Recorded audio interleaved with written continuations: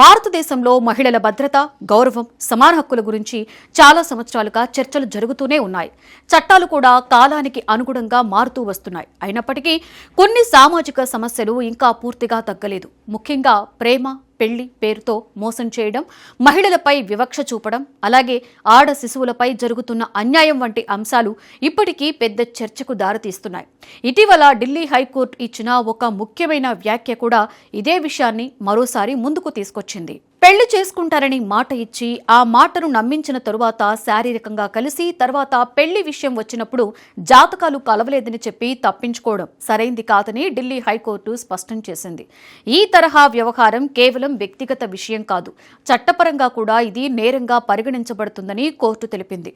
ముఖ్యంగా భారతదేశంలో ఇటీవల అమల్లోకి వచ్చిన భారతీయ న్యాయ సంహితలోని సెక్షన్ 69 ప్రకారం మోసపూరిత వాగ్దానంతో మహిళతో శారీరక సంబంధం పెట్టుకోవడం నేరము అని పేర్కొంది. ఈ కేసు నేపథ్యం కూడా ఆసక్తికరంగానే ఉంది. బాధితురాలు, నిందితుడు సుమారుగా 8 సంవత్సరాలుగా ఒకరికొకరు పరిచయం ఉన్నారని కేసు వివరాలలో పేర్కొనడం జరిగింది. మొదట్లో ఇద్దరు ఒకరినొకరు ప్రేమించుకున్నారు. కాలక్రమేణా పెళ్లి చేసుకుంటారని ఆ యువకుడు పలుమార్లు మాట ఇచ్చాడని మహిళ ఆరోపించింది. ఆ మాటలను నమ్మిన ఆమె అతనితో శారీరకంగా కూడా దగ్గరైంది. ఆ సమయంలో అతను పెళ్లి చేసుకుంటారనే నమ్మకాన్ని ఆమెకు కల్పించాడని ఆమె తన ఫిర్యాదులో పేర్కొంది. ఇక కొంతకాలం తర్వాత పెళ్లి గురించి మాట్లాడినప్పుడు పరిస్థితి ఒక్కసారిగా మారిపోయిందని బాధితురాలు చెప్పింది. మొదట్లో అతని కుటుంబ సభ్యులు కూడా పెళ్లికి అంగీకరించినట్లుగా కనిపించారని, అందుకే తాను మొదలుపెట్టిన ఫిర్యాదును కూడా ఉపసంహరించుకున్నారని ఆమె చెప్పింది. అయితే తర్వాత అకస్మాత్తుగా జాతకాలు కలవలేదని, అందువల్ల పెళ్లి సాధ్యం కాదని నిందితుడు చెప్పాడని ఆమె ఆరోపించింది.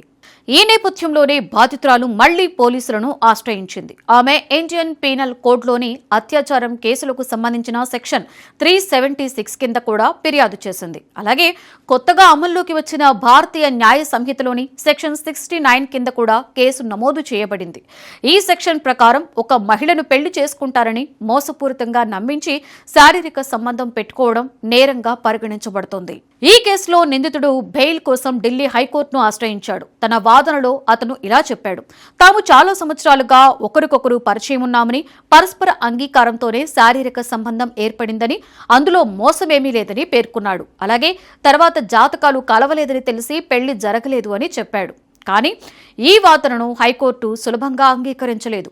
ఒక మహిళను పెళ్లి చేసుకుంటారని నమ్మించి ఆ నమ్మకాన్ని ఉపయోగించుకుని శారీరక సంబంధం పెట్టుకోవడం సీరియస్ విషయమని కోర్టు వ్యాఖ్యానించింది.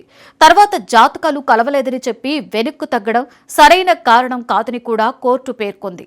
భారతీయ సమాజంలో జాతకాల వ్యవహారం ఉన్నప్పటికీ ఒక వ్యక్తికి ఇచ్చిన మాటను పూర్తిగా విస్మరించడానికి అది సరైన కారణం కాదని కోర్టు అభిప్రాయపడింది.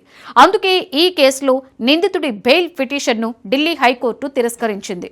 ఇంకా ఈ కేసులో దర్యాప్తు కొనసాగవలసి ఉందని, కొత్తగా ఛార్జిషీటు కూడా దాఖలు కావాల్సి ఉందని కోర్టు తెలిపింది. కేసు మొత్తం పరిస్థితులను పరిశీలించిన తర్వాతే తుది నిర్ణయం తీసుకోవలసి ఉంటుందని న్యాయస్థానం స్పష్టం చేసింది. ఇదిలా ఉండగా మహిళలపై వివక్ష అనే సమస్య ఇప్పటికీ భారతదేశంలో పూర్తిగా తగ్గలేదని దేశ అత్యున్నత న్యాయస్థానం కూడా మరో కేసులో వ్యాఖ్యానించింది. ముఖ్యంగా ఆడ శిశువులపై జరుగుతున్న అన్యాయం, భ్రూణ హత్యలు ఇంకా కొనసాగుతున్నాయని కోర్టు ఆందోళన వ్యక్తం చేసింది. ఈ విషయంపై సుప్రీంకోర్టు ఆఫ్ ఇండియా ఒక కేసు విచారణ సందర్భంగా కీలక వ్యాఖ్యలు చేసింది.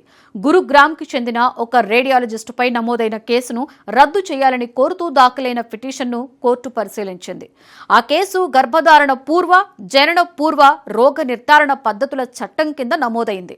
ఈ చట్టం ప్రధానంగా గర్భంలో ఉన్న శిశువు లింగాన్ని పరీక్షించడం, ఆ ఆధారంగా గర్భస్రావాలు చేయడం వంటి చర్యలను అరికట్టడానికి రూపొందించబడింది. ఈ కేసును విచారించిన ధర్మాసనంలో న్యాయమూర్తులు మనోజ్ మిశ్రా, ఉజ్జల్ భుయాన్ ఉన్నారు. వారు చేసిన వ్యాఖ్యలు కూడా చాలా ప్రాముఖ్యంగా ఉన్నాయి. వారు చేసిన వ్యాఖ్యలు చాలా ప్రముఖంగా మారాయి. భారతదేశంలో మహిళలపై, ముఖ్యంగా బాలికలపై వివక్ష ఇప్పటికీ పూర్తిగా తగ్గలేదని వారు అన్నారు. ఆడ శిశువులపై జరుగుతున్న భ్రూణ హత్యలు ఈ సమాజంలో ఇంకా ఉన్న దురవస్థను చూపుతున్నాయని కోర్టు అభిప్రాయపడింది. నిందితుడైన రేడియాలజిస్టుపై ఉన్న ఆరోపణలను మొదటి దశలోనే పూర్తిగా కొట్టివేయడం సరైనది కాదని ధర్మాసనం పేర్కొంది.